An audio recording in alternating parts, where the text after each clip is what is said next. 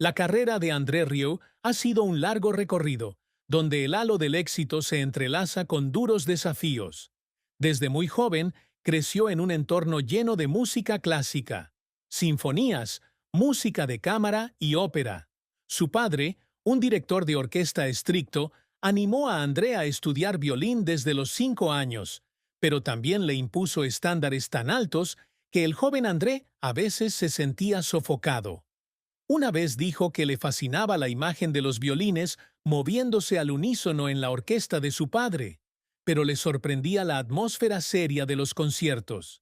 Para André, la música era alegría, risa y libertad, una visión que llevaría consigo durante toda su vida.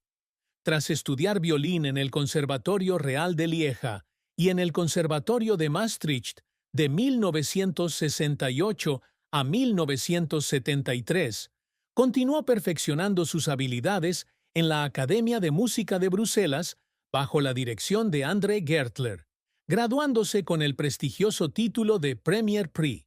Estos años de estudio no solo perfeccionaron su técnica, sino que alimentaron en él el sueño de tener su propia orquesta, donde la música se interpretara con el corazón y el alma. Los primeros pasos de André en su carrera no fueron fáciles. Después de graduarse, se unió a la Orquesta Sinfónica de Limburgo como violinista, pero rápidamente descubrió que este entorno no era adecuado para él. Se sentía sofocado cuando sus colegas solo estaban interesados en el dinero y en cuestiones sindicales, en lugar de su pasión por la música. Fue su nueva esposa, Marjorie, quien lo animó a perseguir su sueño. En 1978, André fundó la Orquesta del Salón de Maastricht, un pequeño grupo que tocaba música ligera y valses. Las primeras representaciones tuvieron lugar en pequeños auditorios de los Países Bajos, Alemania e incluso Estados Unidos, pero las bajas ventas y el escepticismo de la crítica le hicieron enfrentarse a numerosas dificultades. Había noches después de las actuaciones en las que André volvía a casa con las manos temblorosas, preguntándose si estaba en el camino correcto. Pero su creencia en el poder de la música, junto con el apoyo de Marjorie, lo mantuvieron en marcha.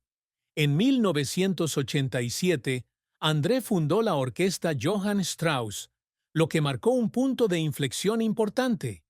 La orquesta inicialmente tenía solo 12 miembros y tuvieron que ensayar durante 6 meses antes de su primera actuación pública el 1 de enero de 1988.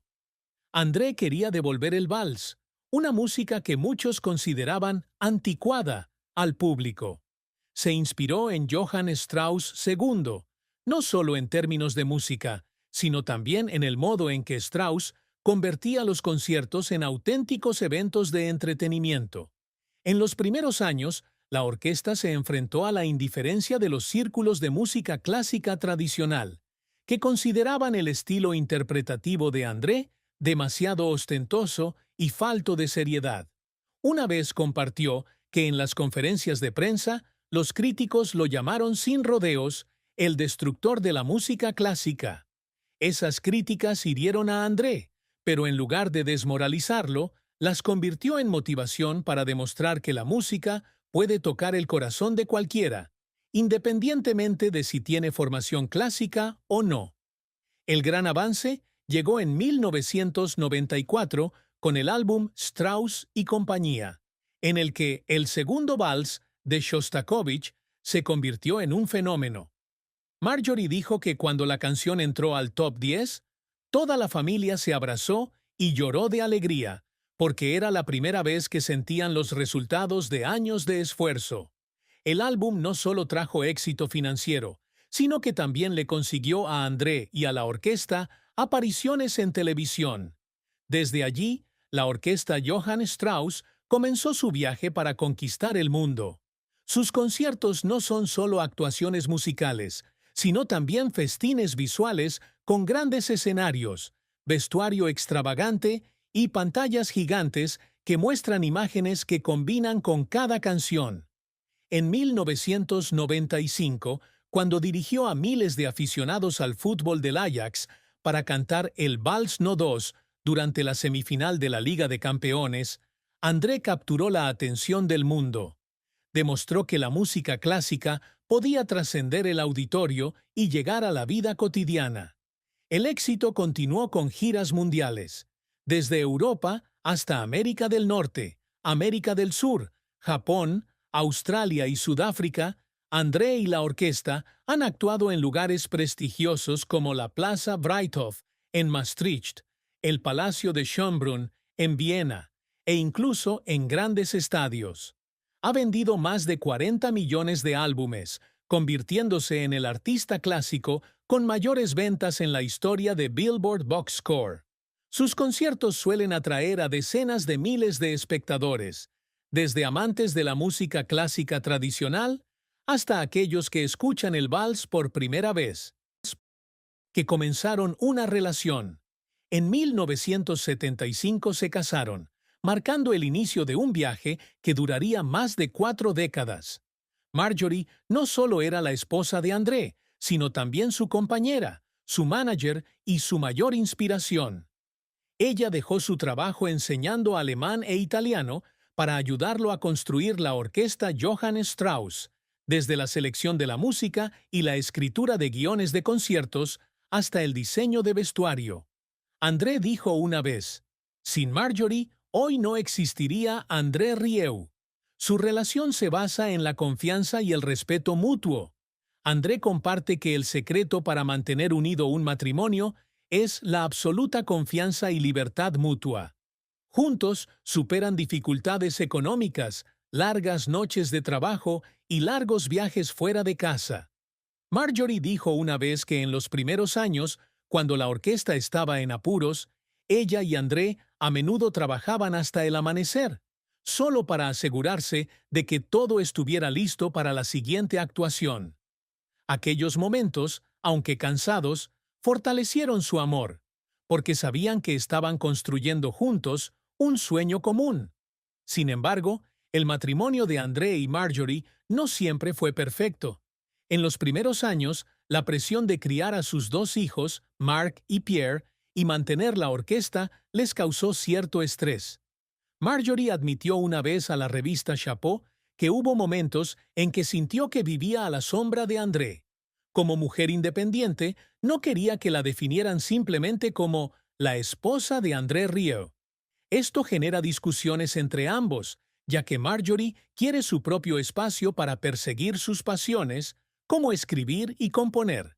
André, aunque amaba profundamente a su esposa, a veces no se daba cuenta de que sin querer estaba colocando demasiada responsabilidad sobre sus hombros.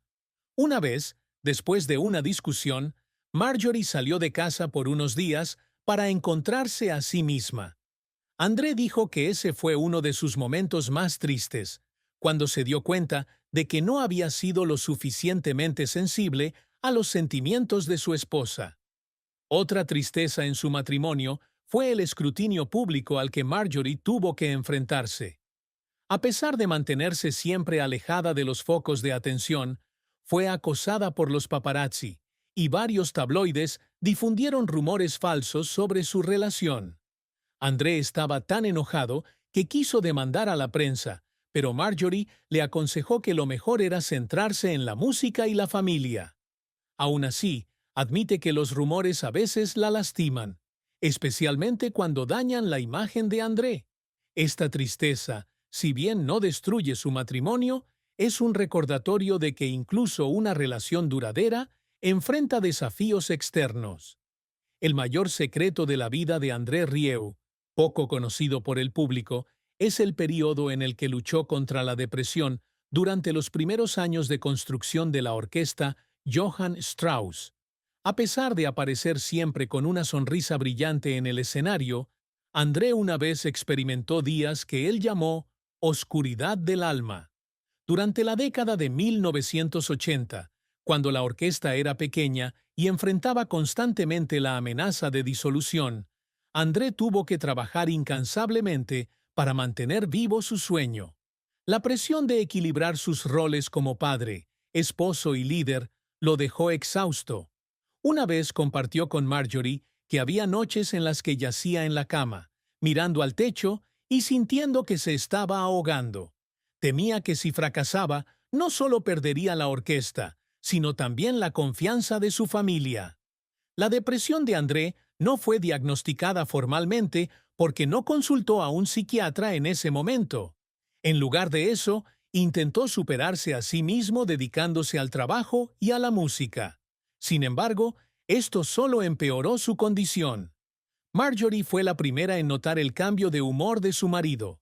Dijo que una vez encontró a André sentado solo en la sala, sosteniendo su violín pero sin tocar, con los ojos rojos de llorar. Ese fue el momento en que ella decidió intervenir, convencerlo de tomar un descanso y compartir lo que estaba sintiendo. André inicialmente se niega, creyendo que admitir la debilidad es una señal de fracaso. Pero la paciencia de Marjorie, junto con el amor de sus dos hijos, lo ayudaron a abrirse gradualmente.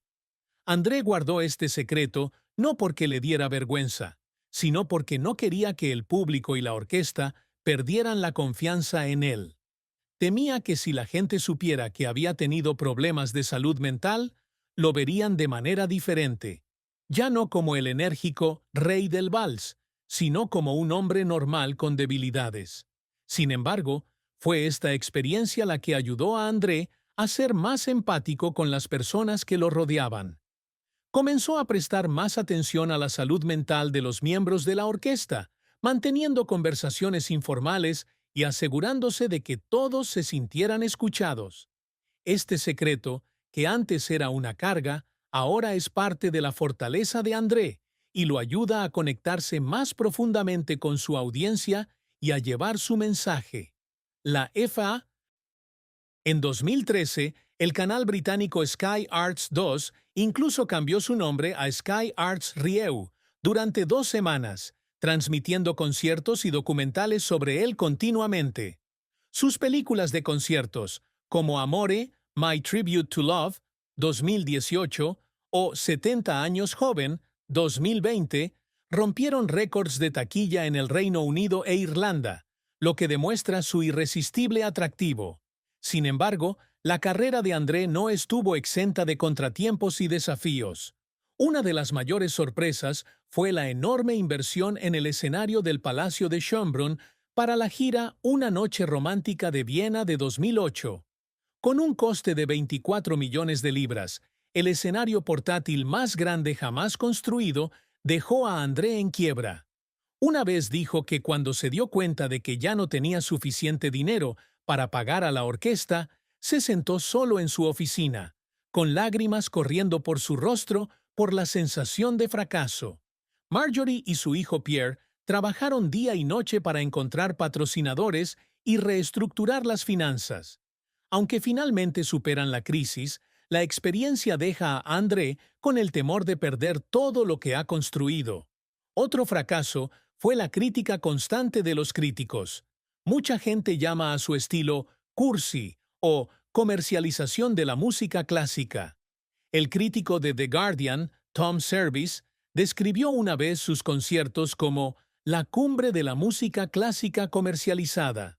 Esos comentarios hirieron a André, pero él siempre respondió centrándose en el público. La gente que lloraba, reía y bailaba con él durante sus actuaciones. Los esfuerzos de André a menudo iban acompañados de lágrimas. Una vez compartió sobre los primeros días, cuando la orquesta tenía solo 14 miembros y tenía que actuar en auditorios casi vacíos. Una vez, después de una actuación fallida en Alemania, regresó a su hotel y lloró, pensando que había decepcionado a su familia. Marjorie dijo que en esos momentos ella simplemente lo abrazó y le recordó que valía la pena luchar por su sueño. En otra ocasión, en 2010, André tuvo que posponer varias actuaciones debido a problemas de salud, una rareza en sus 30 años de carrera. Se sentía culpable hacia el público y la orquesta, y las noches de insomnio y preocupación lo dejaban exhausto. Pero fue el amor del público, las cartas de agradecimiento de todo el mundo, lo que le ayudó a recuperar el ánimo. Cada vez que pienso que no puedo más, recuerdo esas caras felices en el auditorio. Son la razón por la que tomo el violín, dijo André una vez. La mayor tristeza en la vida de André Rieu no fueron los fracasos financieros ni las críticas de los críticos, sino la soledad y la presión que sufrió durante los primeros años de construcción de la orquesta Johann Strauss. Cuando empezó, estaba casi solo en su sueño. El mundo de la música clásica tradicional le dio la espalda, calificando de loca la idea de llevar el vals al estadio. Su padre, aunque era un director talentoso, desaprobaba el estilo interpretativo de André, considerándolo carente de dignidad. Las conversaciones con su padre siempre terminaban en silencio, y André dijo una vez que sentía que lo había decepcionado. Esta separación le produjo una profunda tristeza, pues siempre anheló ser reconocido por su padre, no solo como artista, sino también como hijo. La presión de construir la orquesta también provocó que André cayera en periodos de depresión. Durante la década de 1980, cuando la orquesta era pequeña y enfrentaba constantemente la amenaza de disolución, André tuvo que trabajar incansablemente, desde componer, ensayar, hasta buscar contratos. Había noches en las que se sentaba en su pequeño apartamento, mirando a Marjorie y a sus dos hijos dormir, y se preguntaba si estaba sacrificando demasiado. Una vez le dijo a Bill Stars que lloró solo en su auto después de una actuación fallida, sintiendo que todo el mundo estaba en su contra. Esta tristeza no proviene solo de dificultades externas, sino también de luchas internas. ¿Tiene la fuerza para realizar su sueño o solo persigue una ilusión? Aunque André finalmente superó esos días oscuros, esa tristeza siguió siendo una parte indeleble de él. Le enseñó que el éxito nunca llega fácil y que incluso aquellos que traen alegría al mundo en la cima tienen momentos de debilidad. André dijo una vez que cada vez que subía al escenario, llevaba consigo lágrimas del pasado, como recordatorio del largo viaje que había emprendido. Esta tristeza no lo debilitó, sino al contrario, le hizo apreciar más los momentos felices que le traía la música. El amor y el matrimonio de André Rieu es una hermosa historia de compañerismo y sacrificio, pero también no exenta de desafíos y tristeza. André conoció a Marjorie Kochman cuando él tenía 9 años.